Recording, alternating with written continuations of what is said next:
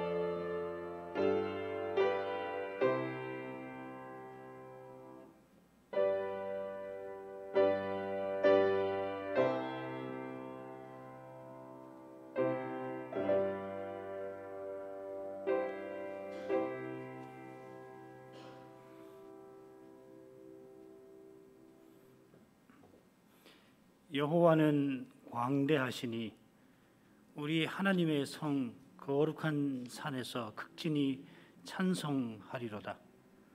터가 높고 아름다워 온 세계가 즐거워하며 큰 왕의 성 곧 북방에 있는 시온산이 그러하도다. 하나님이 그 여러 궁중에서 자기를 피난처로 알리셨도다. 아멘. 하늘에 계신 우리 아버지, 이름이 거룩히 여김을 받으시오며 나라의 임하옵시며 뜻이 하늘에서 이룬 것 같이 땅에서도 이루어지이다. 오늘날 우리에게 일용할 양식을 주옵시고 우리가 우리에게 죄 지은 자를 사하여 준 것 같이 우리 죄를 사하여 주옵시고 우리를 시험에 들지 말게 하옵시며 다만 악에서 구하옵소서. 대개 나라와 권세와 영광이 아버지께 영원히 있사옵나이다. 아멘.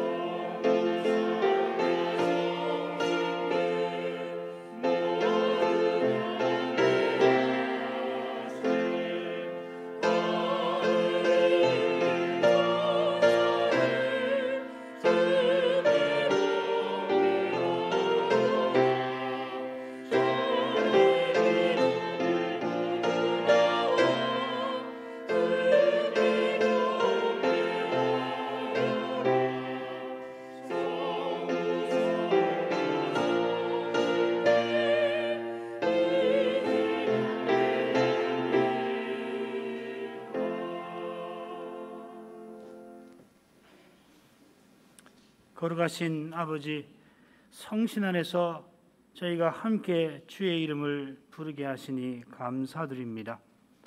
성신님을 내주하게 하시려고 독생자를 십자가에 내어주신 그 사랑을 이제도 의지합니다. 그리스도께서 하나님께 나아가는 새롭고 산 길이심을 고백합니다. 누구든지 그리스도를 참으로 믿는 자는 하나님께서 그를 가까이 하십니다. 영원히 그 사랑의 영광 가운데 나오게 하십니다.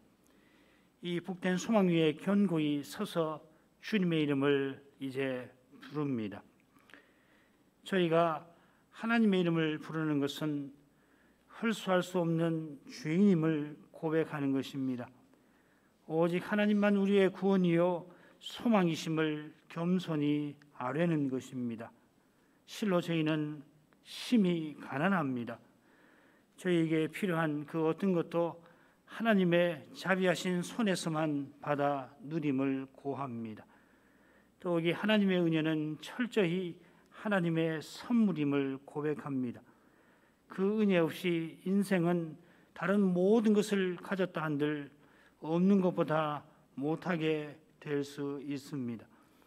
주신 모든 선한 것이 참으로 선한 것이 되지 못할 뿐만 아니라 차라리 없는 것보다 못한 처지에 떨어질 것입니다. 열방이 주의 앞에서는 없는 것보다 못하다 한 선지자의 말이 참됩니다. 그만큼 우리의 죄가 심각함을 고백합니다. 그 죄 씻을 길이 오직 그리스도의 십자가에 있습니다. 달리 죄를 씻을 길이 없음을 알려주십니다. 그처럼 십자가 달리신 그리스도 안에서 저희가 죄를 이기고 나갈 길을 또한 발견합니다. 그 길은 그리스도께서 우리 안에 성신으로 사셔서 친히 죄를 이기시는 그것인 줄 압니다. 인생은 연약하여 죄에 지기 쉽지만은 우리의 실패에도 주님께서는 주의 언약을 친히 이루고 나가십니다. 우리의 실패조차도 합력하여 우리의 구원을 이루게 하십니다. 이것은 주님께서 우리의 악을 하나님의 선으로 바꾸시는 그 사랑에 있습니다. 우리가 받아야 할 저주와 진노를 대신 받아주셨습니다. 그처럼 이제 저희도 주님 안에서 하나님의 뜻을 받들고 나아가게 하십니다. 그러므로 하나님의 뜻을 이제도 간구합니다. 무엇보다 하나님이 그 뜻을 친히 이루어 나가시는 것을 늘 깨닫기를 잊지 않게 해주시기를 원합니다. 사람이 그것을 잊을 때 감히 사람의 힘으로 하나님의 뜻을 이루려 할 것입니다. 실로 무모하지만은 놀랍게도 하나님을 섬긴다고 하는 그 열정이 그런 무모한 데 떨어지기가 너무도 쉬운 것을 늘 깨우쳐 주십니다. 얼마나 겸손해야 할지를 항상 일깨워 주십니다. 주님을 의지하라 하시는 줄 압니다. 주님만 의지해야 합니다. 그래야만 하나님의 뜻을 알기도 하고 그 뜻을 참으로 받들 수 있게 되는 줄 압니다. 자비하신 아버지, 이런 심정에 저희 모두가 나아가게 해 주시옵소서. 바울 사도는 자기의 매임을 괴롭게 하려고 시기심으로 복음 전하는 그런 일을 두고서도 오직 전파되는 것은 그리스도 신이 내가 기뻐하고 또 기뻐하리라 고백하여 싸우니 그러한 심정이 있어야만 육신의 욕심으로 행치 아니하고 성신의 소욕을 조차 행할 수 있게 될 줄 압니다. 주님의 교회들이 이런 심정을 사모하게 하옵소서. 순결한 믿음을 구하게 하옵소서. 그 간절한 소원을 주님은 결코 외면치 아니하시고 주실 줄 믿습니다. 그러한 믿음이 어느 때보다 저에게 절실함을 주님께 아뢰입니다. 살펴주시옵소서. 예수님 이름으로 기도합니다. 아멘.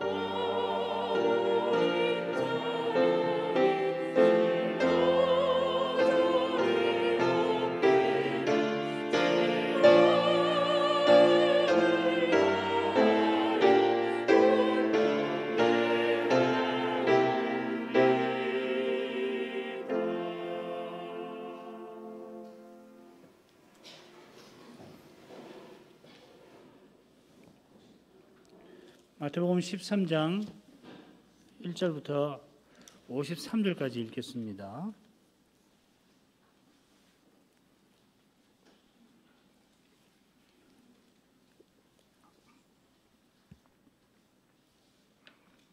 마태복음 13장 1절부터 읽습니다. 그날에 예수께서 집에서 나가사 바닷가에 앉으심에 큰 무리가 그에게로 모여들거늘 예수께서 배에 올라가 앉으시고 온 무리는 해변에 섰더니 예수께서 비유로 여러 가지를 저에게 말씀하여 가라사대 씨를 뿌리는 자가 뿌리러 나가서 뿌릴새 들어는 길가에 떨어짐에 새들이 와서 먹어버렸고 들어는 흙이 얇은 돌밭에 떨어짐에 흙이 깊지 아니하므로 곧 싹이 나오나 해가 돋은 후에 타져서 뿌리가 없으므로 말랐고 도로는 가시 떨기 위해 떨어짐에 가시가 자라서 기온을 막았고 도로는 좋은 땅에 떨어짐에 혹 100배 혹 60배 혹 30배의 결실을 하였느니라. 귀 있는 자는 들으라 하시니라. 제자들이 예수께 나와 가로되 어찌하여 저희에게 비유로 말씀하시나이까. 대답하여 가라사대 천국의 비밀을 아는 것이 너희에게는 허락되었으나 저희에게는 아니 되었나니 무릇 있는 자는 받아 넉넉하게 주되 없는 자는 그 있는 것도 빼앗기리라. 그러므로 내가 저희에게 비유로 말하기는 저희가 보아도 보지 못하며 들어도 듣지 못하며 깨닫지 못함이니라. 이사야의 예언이 저희에게 이루었으니 일렀으되 너희가 듣기는 들어도 깨닫지 못할 것이요 보기는 보아도 알지 못하리라. 이 백성들의 마음이 완악하여져서 그 귀는 듣기에 둔하고 눈은 감았으니 이는 눈으로 보고 귀로 듣고 마음으로 깨달아 돌이켜 내게 고침을 받을까 두려워함이라 하였느니라. 그러나 너희 눈은 봄으로 너희 귀는 들음으로 복이 있도다. 내가 진실로 너희에게 이르노니 많은 선지자와 의인이 너희 보는 것들을 보고자 하여도 보지 못하였고 너희 듣는 것들을 듣고자 하여도 듣지 못하였느니라. 그런즉 씨 뿌리는 비유를 들으라. 아무나 천국 말씀을 듣고 깨닫지 못할 때는 악한 자가 와서 그 마음에 뿌리운 것을 빼앗나니 이는 곧 길가에 뿌리운 자요. 돌밭에 뿌리었다는 것은 말씀을 듣고 즉시 기쁨으로 받되 그 속에 뿌리가 없어 잠시 견디다가 말씀을 인하여 환난이나 핍박이 일어나는 때에는 곧 넘어지는 자요. 가시 떨기에 뿌리었다는 것은 말씀을 들으나 세상의 염려와 재리의 유혹에 말씀이 맡겨 결실치 못하는 자요. 좋은 땅에 뿌리었다는 것은 말씀을 듣고 깨닫는 자니 결실하여 혹 100배 혹 60배 혹 30배가 되느니라 하시더라.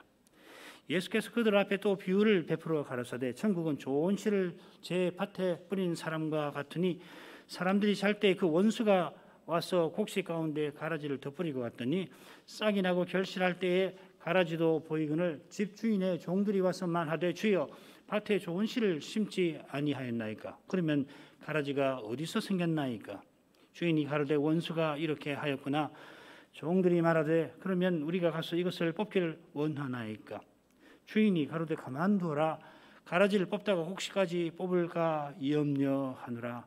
둘 다 추수 때까지 함께 자라게 두어라. 추수 때에 내가 추수꾼들에게 말하기를 가라지는 먼저 거두어 불사르게 단으로 묶고 곡식은 모아 내 곡간에 넣으라 하리라. 또 비유를 베풀어 가라사대 천국은 마치 사람이 자기 밭에 갖다 심은 겨자씨 하나를 같으니 이는 모든 씨보다 작은 것이로되 자란 후에는 나물보다 커서 나무가 되매 공중의 새들이 와서 그 가지에 깃들이느니라. 또 비유로 말씀하시되 천국은 마치 여자가 가루 서말 속에 갖다 넣어 전부 부풀게 한 누룩과 같으니라. 예수께서 이 모든 것을 무리에게 비유로 말씀하시고 비유가 아니면 아무것도 말씀하지 아니하셨으니 이는 선제로 말씀하신 바 내가 입을 열어 비유로 말하고 창세로부터 감추인 것들을 드러내기라 함을 이루려 하심이니라. 이어 예수께서 무리를 떠나서 집에 들어가시니 제자들이 나와 가로되 밭의 가라지의 비유를 우리에게 설명하여 주소서. 대답하여 가라사대 좋은 씨를 뿌리는 이는 인자요 밭은 세상이요 좋은 씨는 천국의 아들들이요 가라지는 악한 자의 아들들이요. 가라지를 심은 원수는 마귀요 추수 때는 세상 끝이요 추수꾼은 천사들이니 그런즉 가라지를 거두어 불에 사른 것 같이 세상 끝에도 그러하리라. 인자가 그 천사들을 보내리니 저희가 그 나라에서 모든 넘어지게 하는 것과 또 불법을 행하는 자들을 거두어내어 풀무불에 던져 넣으리니 거기서 울며 이를 갈미 있으리라. 그때 의인들은 자기 아버지의 나라에서 해와 같이 빛나리라. 귀 있는 자는 들으라. 천국은 마치 밭에 감추인 보화와 같으니 사람이 이를 발견한 후 숨겨두고 기뻐하여 돌아가서 자기 소유를 다 팔아 그 밭을 샀느니라. 또 천국은 마치 좋은 진주를 구하는 장사와 같으니 극히 값진 진주 하나를 만남에 가서 자기의 소유를 다 팔아 그 진주를 샀느니라. 또 천국은 마치 바다에 치고 각종 물고기를 모으는 그물과 같으니 그물에 가득함에 물가로 끌어내고 앉아서 좋은 것은 그릇에 담고 못된 것은 내어 버리느니라. 세상 끝에도 이러하리라. 천사들이 와서 의인 중에서 악인을 갈라내어 풀무불에 던져 넣으리니 거기서 울며 이를 갈미 있으리라. 이 모든 것을 깨달았느냐 하시니 대답하되 그러하오이다. 예수께서 가라사대 그러므로 천국의 제자된 서기관마다 마치 새 것과 옛 것을 그 곳간에서 내어오는 집주인과 같으니라. 예수께서 이 모든 비유를 마치신 후에 거기를 떠나서 여기까지입니다.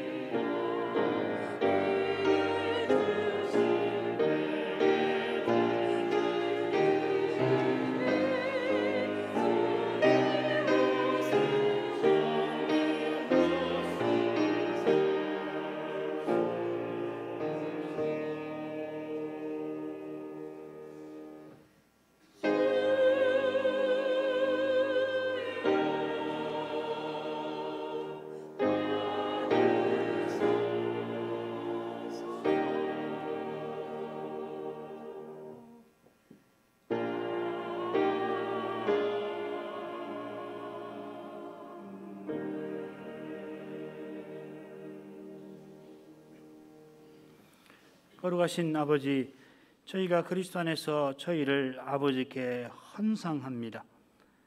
저희 스스로는 여전히 받으실 만한 것 못 되지만은 그리스도 안에서 저희를 가까이 해주십니다. 그 사랑을 이제도 바라봅니다. 주님께서 저희를 위하여 십자가 지신 그 뜻을 마음에 새깁니다. 그 십자가에서 예수께서 우리 대신 하나님의 저주와 진노를 당하셨습니다. 거기서 우리를 죄의 책임에서 건져주신 것만 아니라 주님 안에서 하나님의 성전을 이루게 하십니다. 그런 뜻이 예배드리는 이 예배에서 드러나게 하십니다. 그 뜻을 참으로 깨닫게 하셔서 우리에게 주신 세월, 남은 세월 주의 일에 참으로 자신을 드리며 살아가기를 구합니다. 얼마를 살 수 있을지 그 누구도 알지 못할 뿐만 아니라 결국은 앞서거니 뒤서거니 하며 죽음에 곧 이르게 될 것입니다. 이 짧은 생애에 무엇을 힘써야 하는지 주의 말씀으로 일깨워 주셔서 저 영원한 나라에 가져갈 수 있는 그것의 마음을 기울이게 하옵소서. 하나님의 나라와 그의 의를 구하라고 예수께서 교훈해 주셨습니다. 과연 하나님 나라가 저희에게 지고 선입니다. 가장 높은 선입니다. 장차 저희 들어갈 곳이 악이 전혀 없는 하나님 나라입니다. 그 나라에 들어가고자 하는 교회와 신자는 지금 여기서 그 나라를 드러내라 하신 명령을 기쁘게 받들 것입니다. 그 길이 무엇보다 그리스도 인격과 사랑을 드러내는 데에 있고 곧 주님의 새 계명을 지키는 데에 있음을 압니다. 성신님 역사하여 주셔서 참으로 그리스도처럼 자기 원수를 사랑하려는 그런 마음을 품을 수 있게 해 주옵소서. 그러한 사랑이 있을 때, 그런 사랑을 품으려 할 때 형제를 위하여 목숨 버리라는 명령도 기꺼이 받들게 되겠습니다. 그러한 사랑만이 죽음을 이기는 줄 압니다. 죄를 이길 수 있습니다. 이 시대를 이길 수 있습니다. 자비하신 아버지, 주님의 사랑을 이제 더욱 깨닫게 하시옵소서. 주님의 사랑을 맛보는 사람이 그리스도의 사랑을, 탕자의 아버지 같은 심정을 본받게 되겠습니다. 예수님 이름으로 기도합니다. 아멘.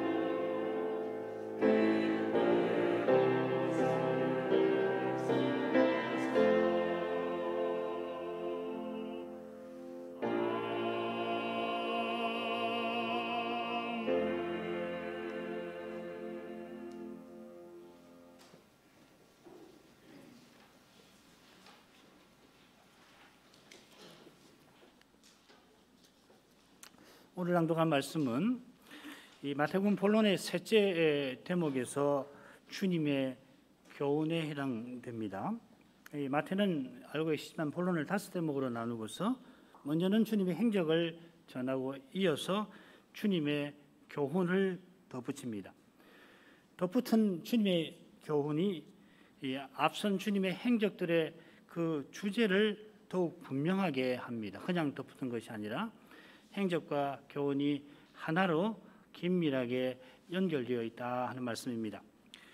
셋째 대목에서 주님의 교훈은 소위 천국 비유들로 이루어져 있는데 이 비유로 주님이 교훈하신 그 목적이 앞선 사건들과 붙어 있습니다.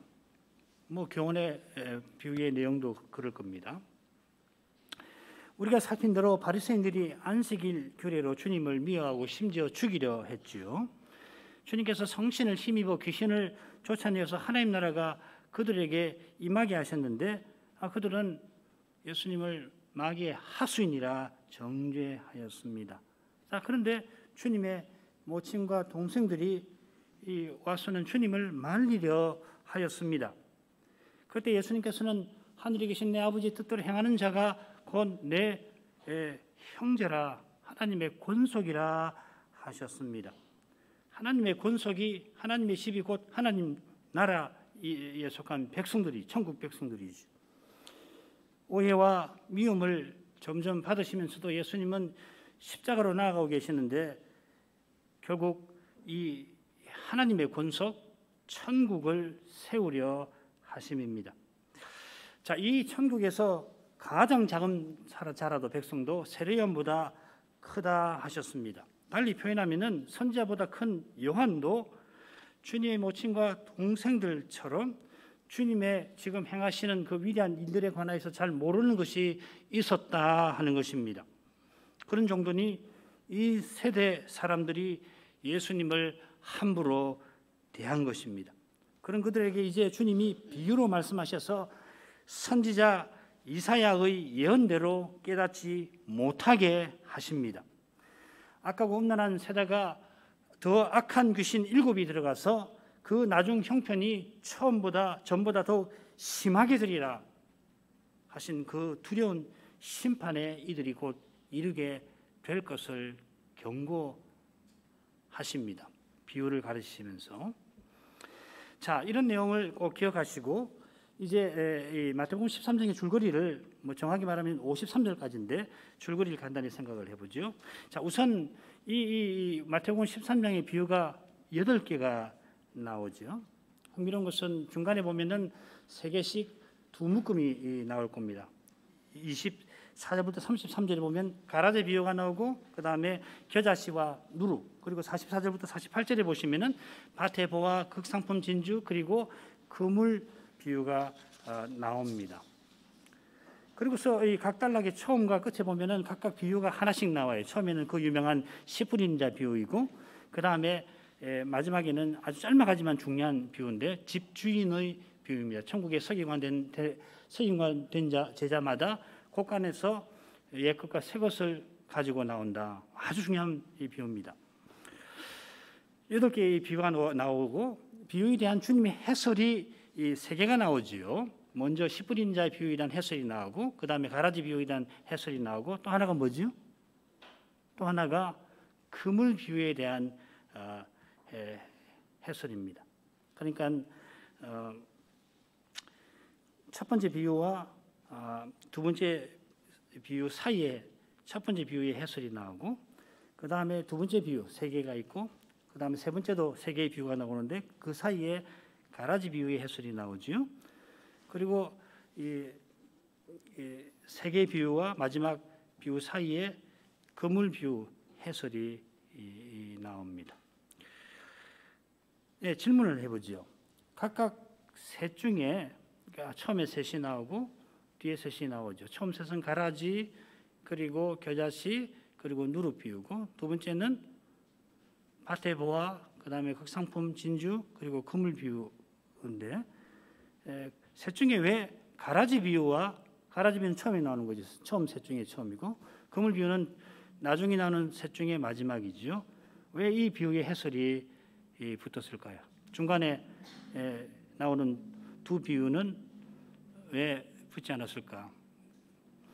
우선 이 두 비유, 이 가라지 비유와 그물 비유의 주제가 핵심 교훈이 비슷해서일 겁니다. 그처럼 해설되지 않은 나머지 두 비유, 그러니까는 겨자씨와 누룩 비유, 그리고 밭의 보화와 극상품 진주 비유, 둘이가 각각 서로 아주 비슷한 교훈을 담고 있는 것이죠. 무슨 말씀이냐면은 왜 이런 식으로 이 비유들의 줄거리를 마태가 만들어 놓고서 뭘 말하려고 하는가 하는 것입니다. 이것이 앞에 나온 11장과 12장에 쭉 기록되어 있는 예수님의 행적들, 사건들과 무슨 관계가 있습니까? 이러한 질문들을 놓고서 비유의 해설은 앞이나 뒤에 질문과 대답 그리고 비유의 목적이 나오는 점에 주목할 만합니다. 그리고 마지막에 집 주인의 비유에는 해설이 붙지를 않습니다. 왜 붙이지 않은 걸까? 그래서 이 도표는 금방 말씀드린 걸 간략하게 요약한 겁니다. 머리말은 1절부터 3절 상반절까지고 53절의 맺은 말입니다. 그 중간의 내용을 설명을 해드렸습니다. 아마 여러분은 그 비유 해설을 많이 들으셔가지고 각 비유에 담긴 교훈이 얼마나 심오한지 아직도 마음에 생생하실 겁니다. 처음에 천국 비유를 배우셨을 때, 야, 이런 교훈이 다 있었는가? 그래서 지금까지도 수십 년 전에 배웠어도 그 교훈이 지금까지도 마음에 남아 있을 것입니다. 그래서 각 비유의 교훈에 마음이 쏠리는 것은 너무도 당연합니다만은 그러나 이제 그런 거 배우셨으니까 특별히 이 마태가 왜 이렇게 정교한 줄거리로 제가 볼 때는 매우 정교한데 이보다 더 정교할 수도 있는데요. 지금 제가 관찰한 것만 말씀을 드렸지만은 왜 이런 정교한 줄거리 속에 비유들을 그렇게 배치를 해놨나? 뭘 말하려고 하는 건가? 각각의 교훈도 중요합니다만 전체로 이 비유들을 통해서 뭘 말하려고 하는가? 왜 주님이 비유로 말씀을 하시는가? 자, 그 점을 우리가 이번에는 좀 더 생각하면 좋을 것입니다. 비유에 관한 그 각 비유에 대한 교훈은 우리 이 성약 출판사에서 나온 책들을 참조하시면 좋으실 겁니다. 머리말로 가죠. 1절부터 3절 상반절까지 읽습니다. 그날에 예수께서 집에서 나가사 바닷가에 앉으시며 큰 무리가 그에게로 모여들거늘 예수께서 배에 올라가 앉으시고 온 무리는 해변에 섰더니 예수께서 비유로 여러 가지를 저희에게 말씀하여 가라사대. 지난 시간 생각한 대로 예수님께서 집에서 가르치시다가 이제 바닷가에서 가르치십니다. 집에서 하나님의 집에 관한, 하나님의 권세에 관한 교훈을 베푸셨는데 이제 바닷가에서 천국에 관하여서 이 세상에서 세워지는 이 하나님 나라에 대해서 교훈하십니다. 집에서 나가서 무리에게 비유로 교훈하셨다가 36절 보시면은 무리를 떠나 다시 집으로 들어오셔서 이 제자들에게 가라지 비유를 해설하십니다.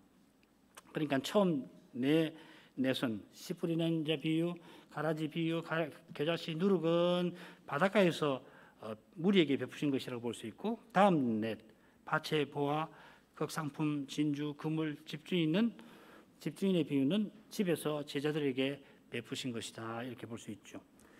집에서 가라지 비유를 해설하셨는데 바닷가에서도 씨 뿌리는 자의 비유를 해설하십니다. 바닷가에 앉으심에 무리들이 모여들고 36절 보면 제자들이 또 나옵니다. 집에서지만은 이 전경이 산상보훈을 베푸시는 때를 떠오르게 합니다. 용어들이 비슷하지요. 예수님이 산에 올라가서 앉아 가르치시는 모습은 다섯째 대목에도 나옵니다. 특별히 마태복음 24장 감난산 강화에서 나옵니다. 첫째 대목, 셋째 대목, 다섯째 대목 각각 그 교훈 부분이 서로 이 천국과 관련해서 매우 밀접한 교훈, 심판에 관한 밀접한 교훈을 담고 있다. 그 말씀을 제가 드리는 겁니다. 자, 그런 점에서 산이 아니라 이 바닷가에서 천국을 가르치신 점이 눈에 띄긴 띕니다. 그처럼 이 그물이나 진주는 바다와 관련된 거 아니에요? 진주에 관한 비유를 집에서 베푸신 점이 저에게는 흥미롭습니다. 이것은 비유의 이 무대, 각 비유의 천국 비유의 무대가 세상인 것과 붙어 있을 것입니다. 밭에 관련된 비유들이 많지요. 가라지 비유에서 밭은 세상입니다. 그처럼 그물 비유에서도 세상 끝에 있을 심판을 교훈하는데 바다는 밭처럼 세상을 상징할 것입니다. 주님께서 비유로 여러 가지를 무리에게 말씀하셨습니다. 제자들이 어찌하여 저희에게 비유로 말씀하시나이까 한 것처럼 해설 없이 비유만 예수님이 말씀하셨다 하는 말입니다. 비유로 여러 가지를 말씀하셨다 할 때 비유도 하고 다른 것도 하셨다는 말이 아니라 여러 가지 비유를 하시고 해설을 별로 덧붙이지 않으셨다 하는 말씀입니다. 우리에게 비유로 말씀하시고 비유가 아니면 아무것도 말씀하지 아니하셨으니 34절에 그렇게 되어 있죠. 물론 주님께서 우리에게 천국은 무엇과 같아 하며 비유들을 말씀하십니다. 처음 세 묶음 다 그렇지요. 바로 여기에 말씀하십니다마는 듣는 무리는 이 비유만 들어서는 이 천국이 무엇과 같은지를 모르는 거예요. 제자들도 처음에 마찬가지였죠.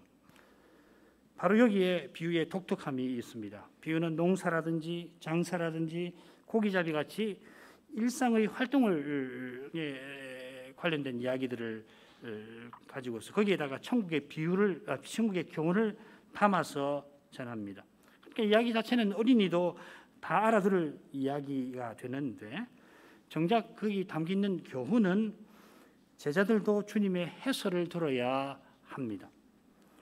얼른 생각하면 누구나 천국을 알아듣게 하려고 비유를 쓰시는 것 같지만은 그런 설명들이 많지요. 근데 오히려 반대지요. 그러니까 일상에 있는 이야기들을 통해서 이야기하니까 누구든지 비유를 잘 알아듣게 하려고 비유를 쓰셨다고 그렇게 해석하시는 분이 있지만은 13장에서 보면은 반대라고요. 주님께서는 두려운 예언을 이루려고 비유로 말씀하십니다. 그런데 그런 비유로 제자들에게는 우리에게는 복된 교훈을 깨닫게 하시는 겁니다. 감추시고 드러내시고.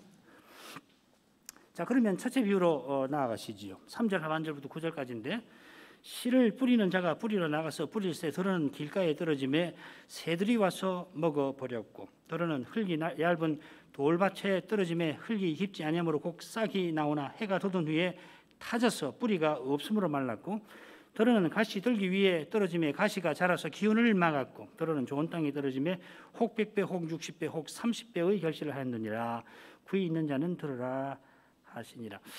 자, 이 비유의 교훈은 다음 시간에 그 주님의 해설 부분에서 생각을 하는 것이 좋을 듯 싶습니다. 여기서는 이 비유의 독특함을 조금 생각을 해보려 합니다. 앞서들이 말씀드린 대로 비유는 천국 비유라 비유마다 천국이 다 언급됩니다. 8개가 나오는데 이 비유 빼고 나머지 7은 전부 천국이 다 나옵니다. 그런데 이 비유는 비유 자체에는 천국이라는 표현이 전혀 나오질 않습니다. 주님의 해설을 보면은 천국 말씀이라고 했으니까 천국 비유구나 하는 걸 알게 되지요. 자, 그런데 마가는 바로 이 비유를 모든 비유를 해석하는 열쇠라고 소개합니다. 마가복음 4장 13절 14절 너희가 이 비유를 알지 못할진데 어떻게 모든 비유를 알겠느냐? 뿌리는 자는 말씀을 뿌리는 것이라. 이 비유가 씨 뿌린 자의 비유라고 하는 것을 아실 겁니다. 씨 뿌린 자의 비유를 알지 못하면, 깨닫지 못하면은 다른 모든 비유를 알지 못한다 하십니다. 어떤 분은 이 비유가 다른 비유보다 그 교훈이 명백해서 그렇게 말씀하신 것이라고 합니다만은 저는 여전히 수긍하지 못합니다. 여전히 어렵습니다. 그보다는 이 비유가 천국을 아는데 가장 중요한 교훈을 담고 있다 하는 뜻일 겁니다. 이 비유가 천국 말씀에 관한 것이라고 하는 것을 이미 알고 계실 텐데, 말씀이 천국에서 가장 중요한 것임을 암시하시는 것 같습니다. 암시 정도가 아니고 사실 그렇지요. 말씀을 모르면 뭐 어떻게 천국을 아나요? 참고로 마태복음 13장 마지막에 나오는 그 집주인의 비유도 결국 천국 말씀에 관한 것이죠. 천국의 서기관이라든지 옛 것과 새 것, 새 언약과 옛 언약에 관한 것이죠, 그죠? 그러니까 이 마지막 비유하고 첫 번째 이 비유가 매우 유사하다 하는 것을 짐작할 수 있을 겁니다. 마찬가지로 비유 사이사이에 비유로 말씀하시는 목적도 결국 말씀과 붙어 있습니다. 마태복음 13장 13절 그러므로 내가 저에게 비유로 말하기는 저희로 보아도 보지 못하며 들어도 듣지 못하며 깨닫지 못함이니라. 첫 번째 이 비유 베푸시는 목적인데 그런 말씀. 그리고 35절 이는 선제로 말씀하신 바 내가 입을 열어 비유로 말하고 창세부터 감추인 것들을 드러내리라. 이 말씀에 관한 것이죠. 그리고 마지막 세 번째 목적, 이 모든 것을 깨달았느냐 대답하여 그러하오이다. 깨달았느냐, 말씀을 깨닫는 문제죠. 그처럼 이 비유 끝에 9절에 귀 있는 자는 들으라 하신 데서도 천국에서 말씀이 얼마나 중요한지를 암시합니다. 하나님 나라는 말씀으로 전진합니다. 이것이 사도행전의 핵심 교훈들 가운데 하나입니다. 성천하시던 날에 제자들이 이스라엘 나라를 회복하실 때가 이때입니까? 좀 더 정확하게 번역하면 그 나라를 이스라엘에 회복하실 때가 이때입니까? 하였습니다. 그들이 말하는 이 나라가 뭐냐면은 예수님이 부활하신 후에 40일 동안 그들에게 가르치신 하나님 나라입니다. 예수님이 부활하신 후 40일 동안 하나님 나라의 일들을 사도들에게 가르치셨습니다. 그것을 배우고서 승천하신 날에 제자들이 뭐라고 물었냐면 이스라엘과 관련하여서 그 나라를 여쭈었던 것이죠. 그때 예수님께서는 뭐라고 말씀하시냐면 성신이 임하시면 너희가 내 증인이 될 것이다. 예루살렘으로부터 땅끝까지 내 증인이 될 것이라 그렇게 대답해 주십니다. 사도들이 성신을 받아 그리스도를 전하면 말씀을 전하면은 하나님 나라가 어떻게 되는지 물론 이스라엘과 관련해서도 어떻게 되는지를 자연히 알게 될 거라 하신 것입니다.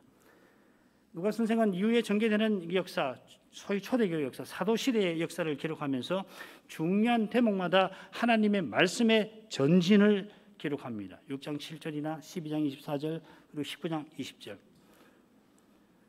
예루살렘과 유다와 사마리아와 땅끝까지 이르러 내 증인이 되려고 하셨는데 그 중요한 그 분기점에서 말씀의 전진에 관해서 누가는 기록하고 있습니다. 쉽게 말해서 그리스도는 말씀과 성신으로 다스리십니다. 이 세상 나라의 다스림과 전혀 다릅니다. 바울 사도가 에베소 장로들을 청하여 마지막으로 권면할 때에 내가 너희를 하나님과 및 그의 은혜의 말씀께 부탁한다 하였습니다. 하나님께서 은혜의 말씀으로 교회를 돌보시는데 그 돌보심에 하나님 나라가 드러나는 겁니다. 말씀을 순수하게 전하고 받는 거기에 교회가 있고 그 교회에 하나님 나라가 드러납니다. 달리는 교회의 세상이 드러나고야 말 것입니다. 말씀에 사로잡히지 않으면 잘해야 결국 윤리적 사회가 교회에 나타날 것이고 상식이 통하는 사회가 교회에 나타날 것입니다마는 이 세상에서야 상식이 통하는 사회, 윤리적인 사회가 소망스럽기도 하겠습니다마는 그러나 우리의 참된 소망은 영원한 나라, 하나님 나라에 있는 것입니다. 이 세상에서 볼 수 없는 그러한 일이 이곳에 나타나야 하고 장차는 나타날 것입니다. 하나님 나라가 드러나지 아니하는 교회는 이 세상을 어두운 세상을 비춘되지 못하는 겁니다. 왜? 똑같으니까. 그렇잖아요. 세상에서 보는 것 교회 다 있는데 어떻게 교회가 세상에 빛이 되냔 말이죠. 안 되지요. 아무리 윤리적이라고 할 때도 교회가 세상에 빛이 되는 건 아니에요. 왜냐하면 사회도 그런 윤리적 사회가 있으니까. 세상을 비추려면 세상이 어둠인데 세상의 어둠이 어디 있습니까? 죄와 죽음에 있는 거 아니에요. 거기에 대한 해답을 교회가 주어야 할 것이고 여기에 의와 참 생명이 나타나야 할 것인데 바로 그것이 성신 안에서 의와 평강과 희락의 나라, 하나님 나라 아닙니까?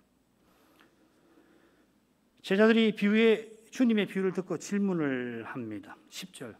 제자들이 예수께 나와 어찌하여 가로되 어찌하여 저희에게 비유로 말씀하시나이까? 이 제자들의 질문에서 주목할 점은 어찌하여에 있습니다. 우리는 주님께서 이미 비유로 말씀하신 걸 잘 알고 있습니다. 우리가 지난번에 살폈던 셋째 대목의 행적 부분에 보면은 저 유명한 장터 아이의 비유가 나왔습니다.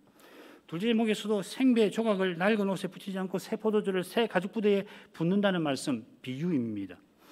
첫째 대목은 산상부원의 비유들이 나옵니다. 사람이 불을 켜서 등경 위에 둔다. 말 아래 두지 않고 등경 위에 둔다. 눈은 몸에 불이다, 등불이다.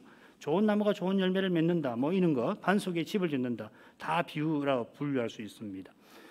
자, 그런데 제자들이 여기서는 어찌하여 비유로 회중들에게 말씀하십니까? 묻습니다. 이것은 지금 주님께서 말씀하시는 그 방식이 이전과는 다르다고 하는 것을 암시하는 것입니다. 전에도 비유로 말씀하셨지만은 어떤 사건 중에 비유를 드신다든지 장따의 비유가 대표적이죠, 그죠? 바리새인들의 적개심 반대를 설명하시면서 드셨죠. 포도주와 가죽 부대의 비유도 마찬가지입니다. 혹은 명백하게 교훈을 쭉 해가시는 중에 비유를 적절하게 쓰셨던 것입니다. 이번에는 주님께서 대뜸 씨 뿌리는 자가 나가서 씨를 뿌릴세 그냥 쭉 비유를 이어가십니다. 심지어는 이어지는 비유처럼 천국은 마치 하고서 비유를 말씀하시지 않습니다. 첫 번째 비유에서는. 그러니까 첫 번째 비유는 그런 거 없이 쭉 말씀하시다가 이어서 천국은 너무도 못 알아들을까 봐 천국은 하고 이야기하지만 못 알아듣는 거죠. 그런 까닭에 제자들이 어찌하여 비유로 말씀하십니까? 그렇게 질문한 줄 압니다. 주님께서 제자들의 질문에 답하시는 내용이 길게 이어지는데 그 답을 크게 둘로 나눌 수가 있을 것 같습니다. 먼저 11절부터 17절에서 비유로 말씀하시는 이유를 직접 대답해 주시고 이어 18절부터 23절에 씨 뿌리는 자의 비유를 해설해 주시면서 그 이유를 덧붙이십니다. 비유의 해설도 실은 비유로 말씀하시는 그 목적, 이유와 붙어 있을 것입니다. 자, 먼저 비유로 말씀하시는 그 직접적인 이유부터 11절부터 17절까지를 살펴보겠는데 세 수로 나누지요. 11절부터 12절 천국 비밀을 아는 것이 제자들에게는 허락되었다. 무리에게는 허락되지 않았다는 거고 13절부터 18절 비유로 말씀하시는 그 이유가 바로 이사야의 예언을 이루려 하심에 있고 16절 17절은 제자들은 천국의 비밀을 알게 된 복 있는 사람들이다.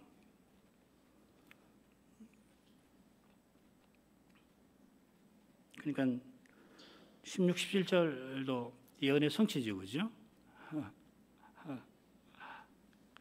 예언이 하나는 부정적인 예언이고 하나는 긍정적인 예언이 되겠죠, 그죠? 자, 11, 12절을 읽습니다. 대답하여 가라사대 천국의 비밀을 아는 것이 너희에게는 허락되었으나 저희에게는 아니 되었나니 무릇 있는 자는 받아 넉넉하게 되되 무릇 없는 자는 그 있는 것도 빼앗기리라. 비유로 말씀하시는 이유가 천국의 비밀이라고 하신 표현이 암시되어 있습니다. 천국 비밀입니다.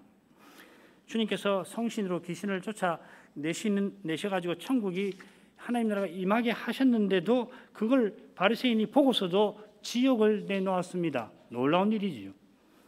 천국이 너희에게 임하였다 하신 대로 바리새인들도 천국을 맛보라고 하신 게 분명합니다. 그런데도 그들은 지옥의 냄새를 지독하게 풍겼습니다. 바울 사도도 이 비밀에 관하여 계속 교훈하는데 이 비밀은 결국 그리스도입니다. 그리스도는 하나님 마음에 감추었던 비밀인데 이제 계시되셨습니다. 나타나셨습니다. 그 하나님의 아들이 사람이 되셔서 그리스도로서 자기 백성들 가운데 옛 언약 백성들 중에 일하고 계십니다. 나타나셨습니다. 그러나 성신이 아니시면 아무도 그리스도를 알지 못합니다. 심지어 누구보다 그리스도를 환영해야 할 바리새인들, 지도자들 아닙니까? 율법 선생들 아닙니까? 하나님 말씀을 수호한다는 자들 아닙니까? 그런 자들이 메시아를 죽이려 합니다. 계시되셨는데, 나타나서 일하고 계시는데, 하나님 나라를 드러내고 계시고 하나님 나라를 가르쳐 오셨는데, 그러나 여전히 비밀입니다. 어떤 사람에게는 가리는 거예요. 비밀이신데 알면은 좋고 모르면 그만인 그런 비밀 아니십니다. 이 비밀 앞에서 천국과 지옥이 갈라져 버리는 거예요. 10분이나 비유, 바로 이 점을 우리가 좀 더 살필 것입니다. 무시무시한 겁니다. 하나님 말씀 듣는 것은 들으면 좋고 안 들으면 뭐 들었지만은 깨닫지 못하면 내가 안 들은 거하고 뭐 똑같은 거 아닌가? 결코 그렇지 않습니다. 그렇게 되질 않아요. 천국의 비밀을 아는 것이 너희에게 허락되었다 하십니다. 이 허락되었다 하셨는데 아주 쉬운 말입니다. 주신 바 되었다. 너에게 주어졌다. 너에게 주셨다 하는 것입니다. 마태복음 17장 예수님의 기도에 이미 나왔지요. 천국의 비밀을 아는 것이 선물임을, 계시를 받는 것이 선물입니다. 말씀 듣는 것은 작은 일이 아닙니다. 말씀을 듣는 자리에 놓아두신 것, 언약 안에 들으신 것이 작은 일이 아닙니다.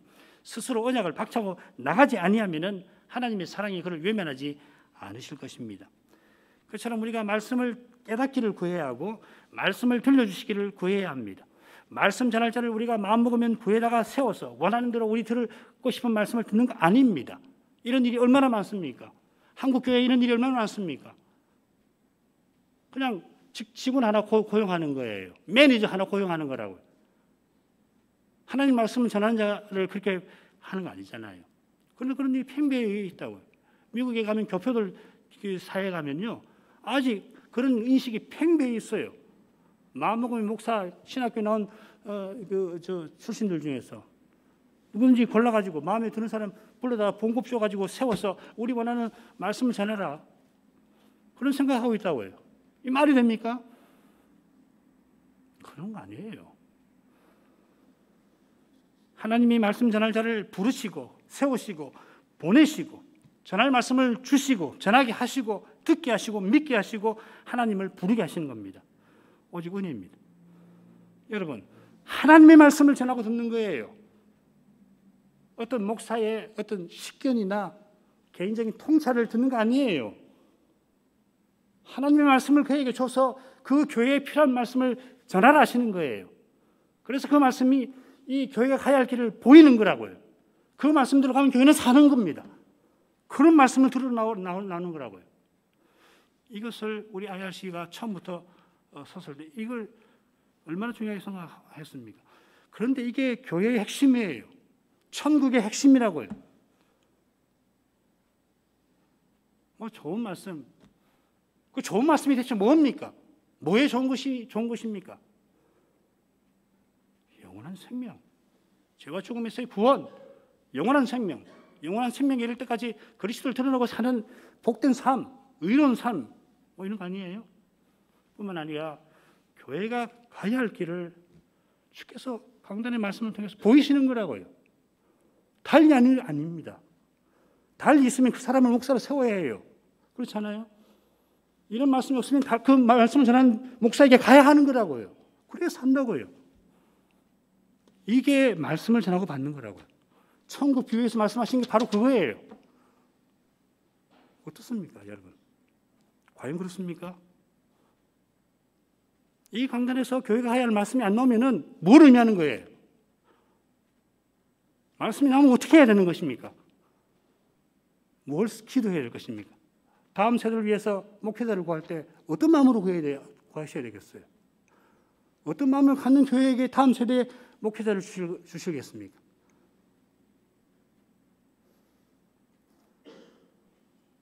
진지하셔야 됩니다. 매주일 나와서 말씀을 전하고 받을 때에 참으로 여기 모든 것이 걸려있다는 것을 잊어서는 안 됩니다. 네, 어떤 날은 말씀 듣기 힘듭니다. 사람이니까요. 그럴 수 있습니다. 그러나 중요한 것은 하나님 말씀을 전하고 받는다는 거예요. 하나님 말씀이라고요. 성신이 말씀으로 그리스도가 말씀과 성신으로 다스리신다. 무슨 말입니까? 여러분이 가야 할 길을 말씀을 통해서 보이신다는 거예요. 살 길을 보이신다는 거예요.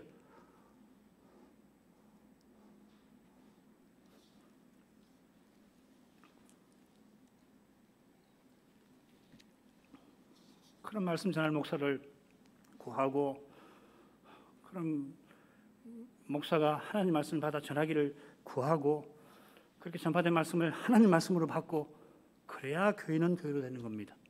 그렇게 안 하면 교회가 뭐가 되는가? 흉내만 내는 거예요. 하나님 나라 나타나지 않습니다. 죄 못 이깁니다. 죽음의 두려움 어림없습니다. 시대 도전 알지도 못합니다.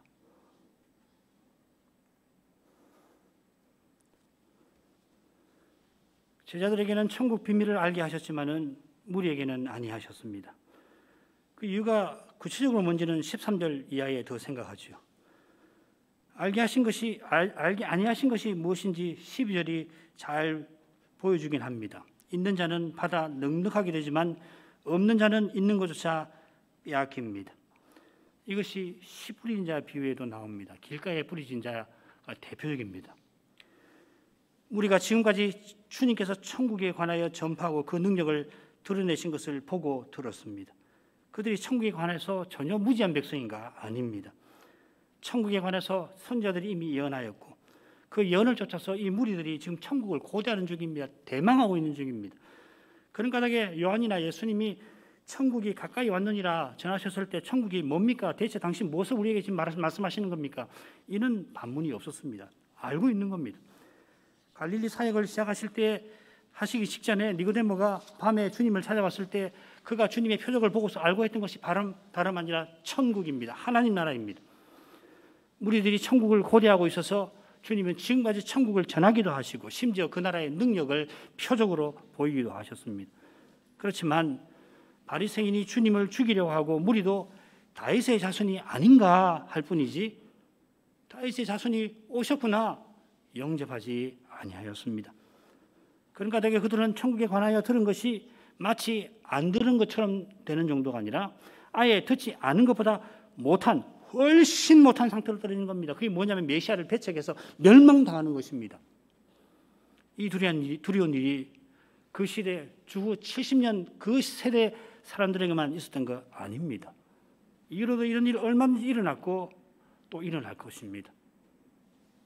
대배도의 시대가 곧 밀어닥칠 텐데 이런 일이 일어나는 거예요. 주님께서 비유로 말씀하시는 이유를 이제 직접 밝히십니다. 13절부터 15절까지 읽습니다. 그러므로 내가 저희에게 비유로 말하기는 저희가 보아도 보지 못하며 들어도 듣지 못하며 깨닫지 못함이니라. 이사야의 예언이 저희에게 이루었으니 일러스되 너희가 듣기는 들어도 깨닫지 못할 것이요 보기는 보아도 알지 못하리라. 이 백성들의 마음이 완악하여져서 그 귀는 듣기에 둔하고 눈은 감았으니 이는 눈으로 보고 귀로 듣고 마음으로 깨달아 돌이켜 내게 고침을 받을까 두려워함이라 하였느니라. 13절에 그 이유가 뭔가 하면은 저희가 보아도 보지 못하고 들어도 듣지 못하며 깨닫지 못함이라 하셨습니다. 주님이 행하신 천국 표적을 보았고 천국의 전도를 들었는데 그들이 깨닫지 못합니다. 얼마나 많은 표적을 행하셨는지 우리가 지금껏 살폈습니다. 그 표적을 자세하게 기록한 것만 지금 10개가 넘습니다만은 셋째 대목에서는 10개 정도가 아니죠. 많은 사람이 왔는데 주님께서 다 고쳐주셨다고 했습니다. 고침받는 사람이 얼마나 많은지 모릅니다. 그 각각의 경우가 다 특별하지 기록할 만한 것이 한 것 아니겠습니까? 표적마다 희한한 것이고 어떤 것들은 무리가 지켜보고는 이스라엘 가운데 이런 일을 본 적이 없다 하였습니다. 선지자들이 사람도 죽이고 살리고 그리고 물도 마시지 못할 물을 마실 물처럼 만들기도 하고 그런 기적을 이스라엘에 있었잖아요. 그런데도 이스라엘에 이런 일을 본 때가 없다 하기도 하였습니다. 표적도 그러합니다마는 예수님의 교훈은 저희 서기관과 같지 않고 권세 있는 자와 같다고 할 정도였습니다. 그런데 놀랍게도 깨닫지 못하였습니다. 아직은 무리가 구림처럼 주님을 따릅니다마는 이제 곧 떠나게 될 것입니다. 왜냐하면 주님이 그들이 바라는 메시아가 아니셨기 때문입니다. 그들이 바라는 메시아는 위대한 세상 나라를 세우는 왕입니다. 힘 있는 왕입니다. 먹고 사는 것 그는 걱정 없는 나라, 외세에서 벗어난 나라를 원했습니다. 바리새인은 그런 나라에서 자기네가 어떤 되기를 원하였습니다. 그들을 존경하며 따르던 무리가 예수님의 권능을 보고 따르니까 이제 주님을 죽이려 합니다. 무리는 여전히 주님을 따르지만은 메시아의 길을 좇지 않고 자기 길을 계속 갑니다. 그 길에 주님을 이용하려고도 합니다. 보고 싶은 것만 보고 듣고 싶은 것만 듣습니다. 지상의 행복을 바라는 그 마음에 천국의 비밀이 보일 리 없습니다. 자기 생각이 가득한 마음에 주님의 말씀이 들릴 틈이 있겠습니까? 이것이 이사야가 예언하던 이 백성들의 마음이 완악하여짐입니다. 완악 괜찮습니다. 번역이. 어떤 이미지냐면 기름이 가득 덮여가지고 물이 도무지 스며들지 아니하는 그런 모습입니다. 하나님이 선지자를 보내셔서 회개하라고 촉구하셔서도 전혀 듣지 아니하는데도 하나님을 등지고 자기 악한 욕심대로 행하는 그런 모습을 가리킵니다. 얼마나 지독한가 하면은 하나님께서 혹시라도 돌이켜 내게 고침을 받을까 두려워하실 정도입니다. 얼마나 충격적인 말씀입니까? 우리 하나님이 얼마나 사랑이 많으신지 고라 사건만 봐도 우리가 잘 알 수 있지 않습니까? 그런 하나님께서 혹 용서해야 할까 내가 두렵다 하실 정도니 지금 주님께서 말씀하시는 그 마음의 완악은 상상조차 힘듭니다. 그러나 이미 바리새인이 메시아를 미워하여서 죽이려는 데에서 성신을 힘있는 메시아들로 마귀의 하수인이라고 정죄하는 데에서 나아가 이 무리들이 합세해서 그리스도를 십자가에 내주는 데에서 바라바를 내놓고 예수를 십자가에 못 박으소서 하는 데서 옛 언약 백성의 배도가 얼마나 심각한지 짐작합니다. 바리새인은 보고자 하지만은 보지 못하는 것이 아니라 아예 보지 않으려고 하고 듣지 않으려 하는 것입니다. 우리는 지금 그만큼은 하지만은 곧 장터의 아이들처럼 주님을 왕 삼으려고 하다가 실패하자 주님을 버리고 떠나게 될 것입니다. 이런 일들이 이사야의 예언이 저에게 이루어진 결과입니다. 선지자를 통하여서 종말에 그리스도를 보내어서 하나님 나라를 세우겠다고 예언하셨는데 그런데 그 예언이 이루어질 그때에 놀랍게도 다른 백성이 아니라 옛 언약 백성이 메시아를 버리는 일이 있을 것이라 하신 것입니다. 인생의 구원을 이루려 가실 때 인생의 죄가 얼마나 악한지를 드러난 것입니다. 말씀에서 자기 죄를 깨닫지 못하면 그 말씀 들은 것이 그 말씀이 두려운 심판의 근거가 될 것입니다. 요한복음 12장 48절 나를 저버리고 내 말을 받지 아니하는 자는 심판할 리가 있으니 곧 나의 말 그 말이 마지막 날에 저를 심판하리라. 그러나 그 말씀에서 자기가 얼마나 죄인인가를 깨닫는 사람은 그 말씀에서 인애의 영광을 지금 그리고 심판날에 볼 것입니다. 그처럼 저 두려운 예언이 이루어지는 거기에 저 복된 예언이 이루어져 갑니다. 16, 17절 그러나 너희 눈은 봄으로 너희 귀는 들음으로 복이 있도다. 내가 진실로 너희에게 이르노니 많은 선지자와 의인이 너희 보는 것들을 보고자 해도 보지 못하였고 너희 듣는 것들을 듣고자 해도 듣지 못하였느니라. 바리새인과 무리가 보지 않고 듣지 않으려 했던 천국은 많은 선지자와 의인들이 보고자 하고 듣고자 하던 그것입니다.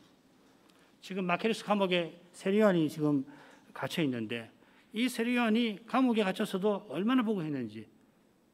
세례요한 나이가 얼마 안 됩니다. 예수님보다 6개월 앞서 태어난 인물이고 선지자로 봉사한 연수도 많지 않습니다. 아주 젊은 사람입니다. 30대죠. 그 짧은 생애에서 그야말로 생명을 다 쏟아서 이 요한이 사역하다가 지금 감옥에 갇혀 있는데 그가 얼마나 보고자 했는가 우리가 짐작할 수 있습니다. 천국이 가까이 왔다고 전한 그가 백성 중에 천국이 이미 임한 것을 직접 경험했더라면 얼마나 기뻐했을까요?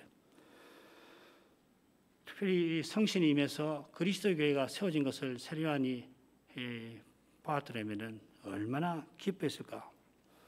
선지자와 의인이 보고자 하고 듣고자 하는 그것을 주님의 제자들은 이제 보고 들으니 복있다 하셨습니다. 그 나라를 교회에서 우리 가정에서 보고 듣는 거기에 우리의 지상의 기쁨이 있습니다.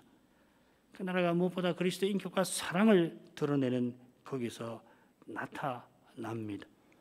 여러분 어떤 현실에 있을지라도 이 그리스도의 사랑을 맛보신다면은 그러면은 그 사랑이 여러분들로 하여금 그 어려운 현실에서도 주님의 사랑을 본받게 하실 것입니다.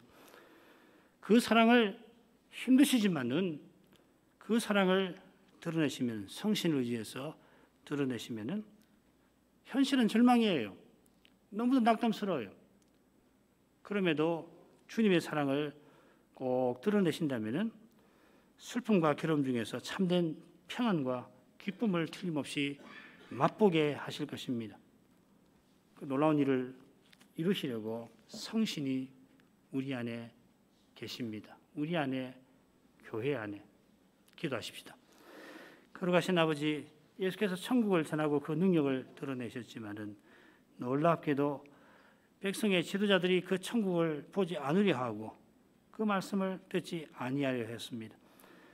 백성도 주님을 구름처럼 따르고 있지만은 실은 세상 행복 얻고자 따를 뿐이었습니다.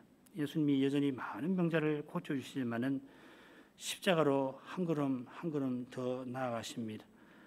그 십자가 가시는 길에 놀랍게도 백성들이 완악하여 메시아를 배반할 것입니다.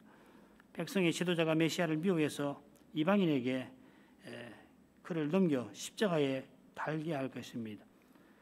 예수님이 십자가를 지실 때 우리의 죄가 얼마나 끔찍한지 드러났습니다. 십자가 복음에서 자기가 얼마나 죄인인지를 깨닫는 사람은 그 십자가에서 하나님의 사랑의 영광을 분명히 볼 것입니다.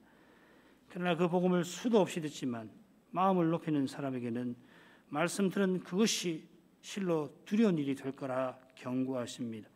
그 있는 것도 빼앗기리라 하신 경고가 바리새인이나 그 시대 백성들에게만 있는 게 하신 게 아닌 줄 압니다. 오늘날에도 그런 일이 벌써 일어나고 있습니다. 복음서를 평생 연구하는 학자들이 그리스도의 신성을 부인합니다. 부활을 부인합니다. 복음서 장마다 거기 기록된 주님의 행적마다 그리스도께서 하나님이신 영광이 비치지만은 그 영광을 못 봅니다. 복음서를 연구한 지식이 그에게 얼마나 두려운 일이 되고 있는지 또 될는지 모를 수가 없습니다. 이런 배도가 점점 심각해지는 것을 볼 때에 저희가 더욱 겸손히 주의 공효를 의지해야 할 것입니다. 날마다 회개의 길을 걷게 해 주옵소서. 참된 회개는 제자리 걸음이 아니라 위대한 전진임을 믿습니다. 돌이켜 하나님께로 나아가는 것이 회개라 하셨습니다. 이 회개가 저에게 실로 절실합니다. 주님 살펴주시옵소서. 예수님 이름으로 기도합니다. 아멘.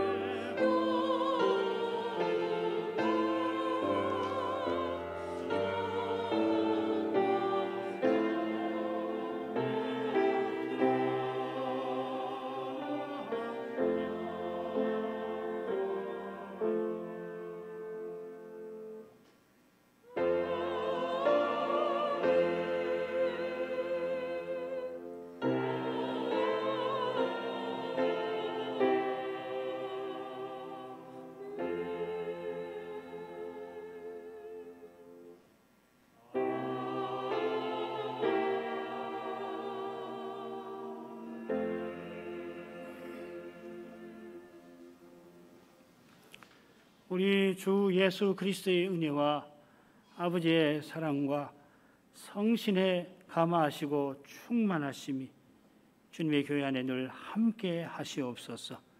아멘.